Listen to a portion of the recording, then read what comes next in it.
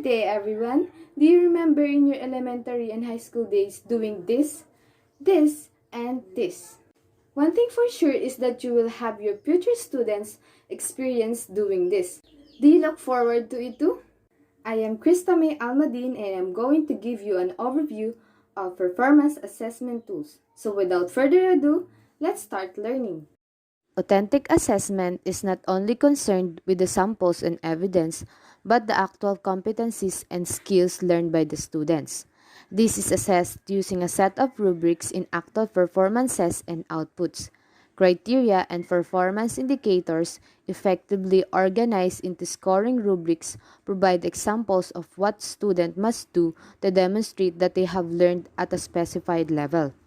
The most important assessment strategy with actual performance is to engage students in assessing their own performance first, followed by teacher assessment and an opportunity for students and teachers to interact over assessment findings.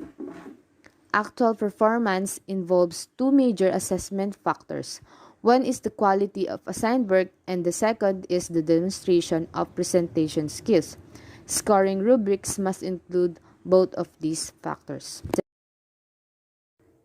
Now we will classify the performance assessments.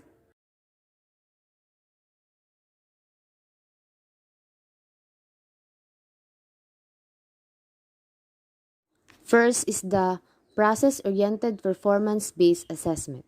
This assessment seeks to measure the achieved competencies and skills. The students perform a specific task to display and demonstrate the learning they are expected to learn. So process-oriented based performance is concerned with the actual task performance rather than the output or the product of an activity. It evaluates the actual task performance, and this assessment aims to know what processes a person undergoes when given a task. For example, when the teacher gives the students problem to be solved affiliated with set criteria on how they will solve the problem, the criterion would be understanding the problem, the step-by-step solution or the strategies they use, and how they check their answer or solution. So, in this assessment, the focus is not only on the correct answer, but also on how the students come up with that solution or answer. By that, the teacher can determine the behavior of the students during the assessment. Teacher will not only rate the answer of the students but also how they perform during the assessment. Other examples are reciting a poem, acting, dancing, and singing.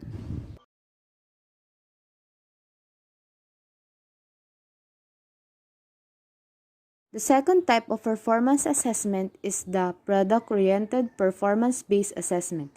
This assessment measures the learning by an end process or output. This can range from cognitive to psychomotor outputs. Product-oriented performance-based assessment is a kind of assessment wherein the assessor views and scores the final product and not on the actual performance of making the product. So it is mainly concerned on the actual product alone and not on the process. So other examples for product-oriented based assessment are portfolio, scrapbook, diorama, and many more.